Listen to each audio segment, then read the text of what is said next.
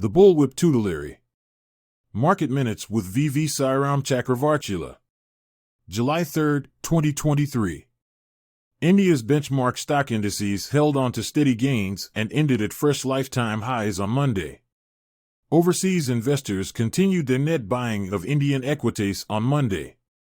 FPIs mopped up stocks worth 1,995.92 rupees crore, according to data from the NSE. India's manufacturing PMI falls to 57.8 in June compared to 58.7 in May. The PMI reading, however, stays above the 50 mark on the back of strong demand and output.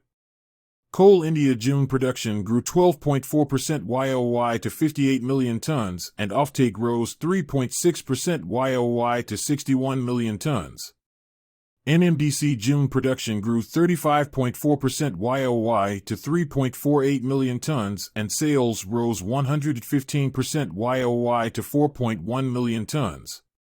Mahindra and Mahindra overall automobile wholesales in June increased by 15% YOY to 62,429 rupees units, led by a 22% YOY growth in SUV sales.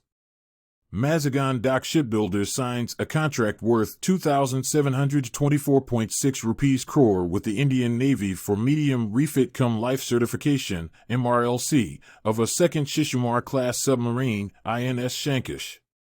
The SEBI India imposes a fine of 30 rupees lakh on Vedanta for incorrect disclosures on the exchange and the company's website regarding announcements made last year. Amul to invest 5,000 rupees crore to set up milk processing plants. The company plans to add 80 lakh liters of milk processing capacity to the existing 420 lakh liters. Pars Aerospace, a subsidiary of Pars Defence and Space Technologies, has won a 42.4 rupees crore contract from the Indian Farmer Fertilizer Cooperative.